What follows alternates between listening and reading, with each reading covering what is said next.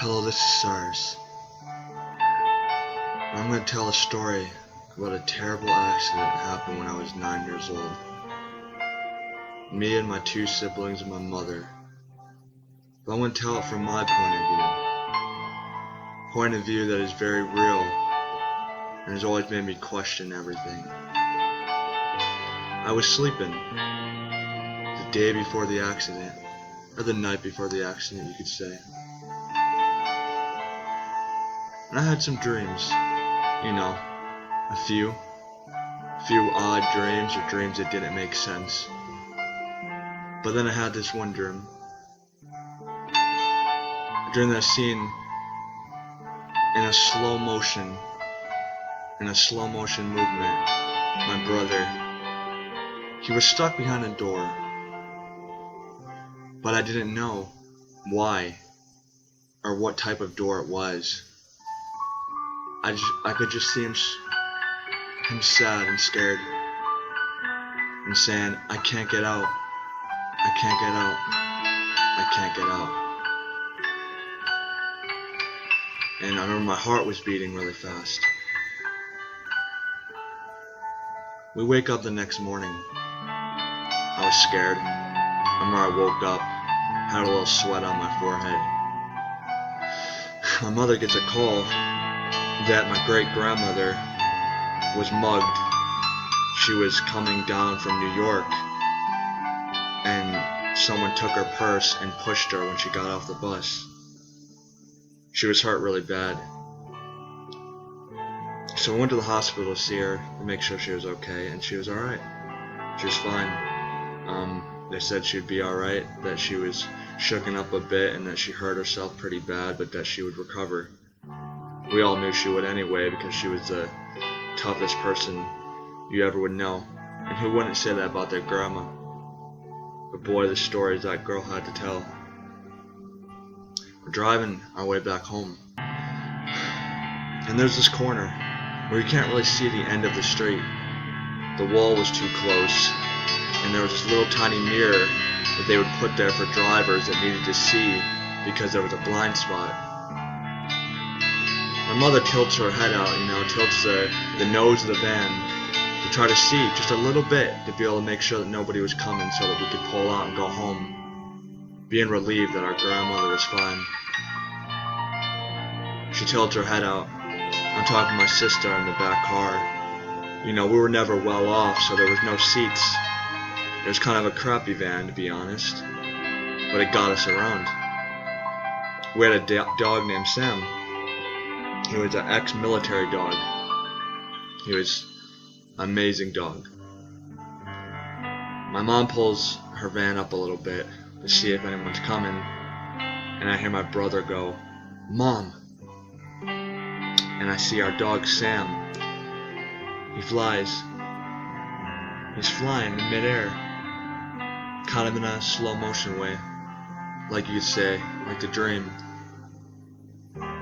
And then it goes black, and I see waves and waves of sand, just sand, and I have no thought, not like a dream, not like being asleep, maybe like being dead. There was no thought pattern, just sand. I woke up seeing my mother's head stuck in the steering wheel and my brother screaming, holding his face. He hit his head pretty hard. Really hard, actually. He had a gash in the middle of his forehead. But the reason he was screaming is because the radiator blew up in his face, and he thought that it was blood rushing down his face. But it was radiator juice. We were petrified. There was this little table that we used to put stuff on inside of the back of the van, because it was a work van or a church van, you could say. It was on top of my sister's back, and she was crying.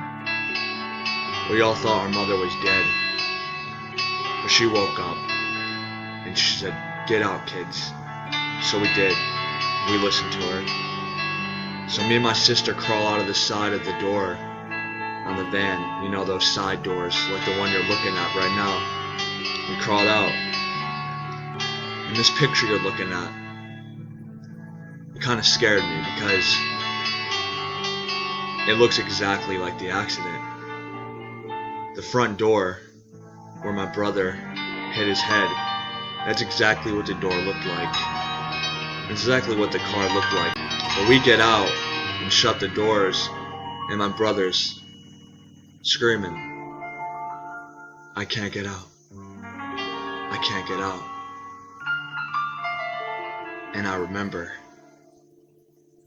only if I would have knew before. Did something bad happen? Did anybody die? No. But I knew. I knew what was coming and I didn't stop it.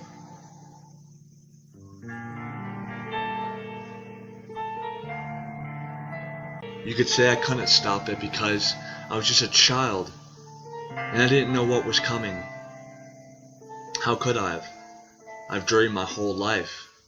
Very bizarre dreams that most people wouldn't probably dream of. But this one, why was it told to me if I couldn't stop it?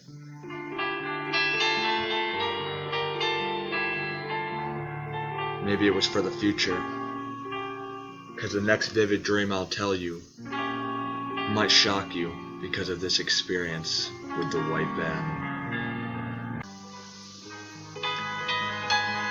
2 years after that incident, I have a dream.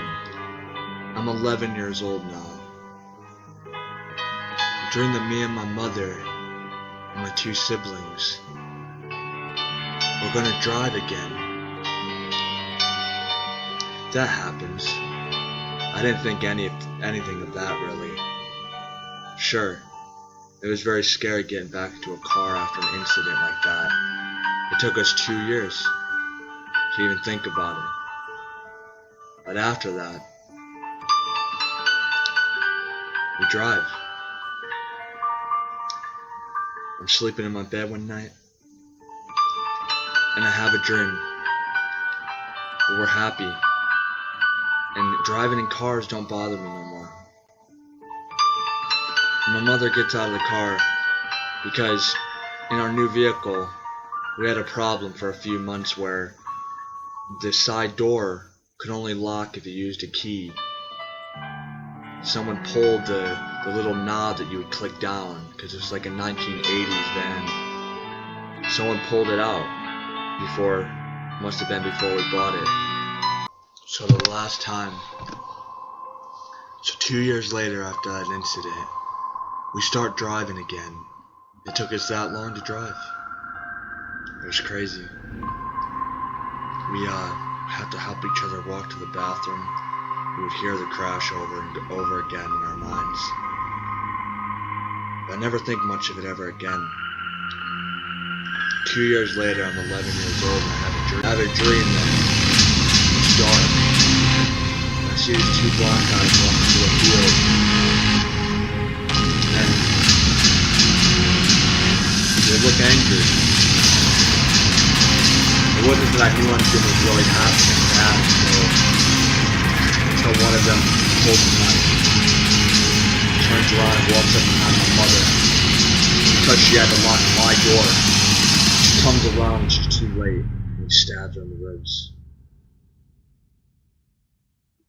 I remember screaming. I was petrified. I wake up months after that. Months. I can't sleep. Everywhere we go, I'm like, this is the moment. This is the moment. Do you remember the accident? This is the moment. I must have dreamed that for a reason. It must be a warning. I was petrified. We're going dumpster diving one night, and it's a year past, so I don't think much of it, but like I said, we weren't well off. We weren't well off when I was younger, and it was kind of a fun thing we used to do. We would go dumpster diving, and we would find all kinds of cool stuff. Find, those old beige computers, and we'd find unopened boxes of toys and like little cards and stuff.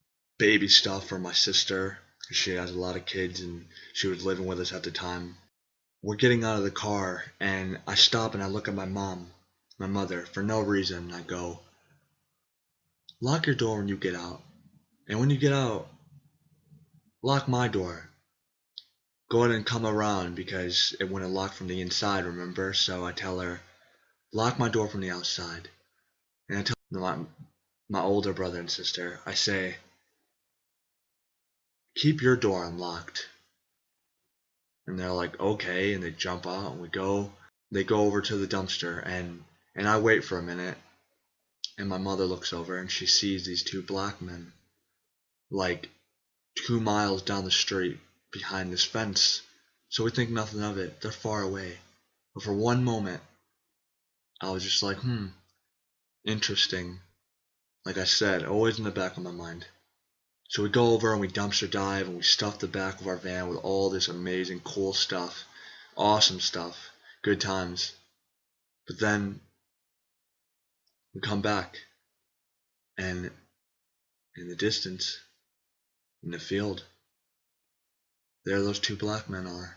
And so my mother says, get in. So my brother and sister jump in the side door and I jump in and they lock it and I jump in the front seat because my side door was already locked because I told her to lock it before we got out because of the dream that I had before. And so my mother, I unlock her door and she hops in and just locks her door and doesn't have to go around. And from a distance, one of the black men pull a knife and he hits the side of our van really hard. Like he was so fierce, so angry that he didn't get to do what he wanted to do. And my mother, she stepped on the brake and it was like God got us out of there. It was like our van, it was like it lifted. It's like it lifted off of the ground. It jolted so hard that we flew. We flew. And I looked at my mother and I said, told you it wasn't just a dream.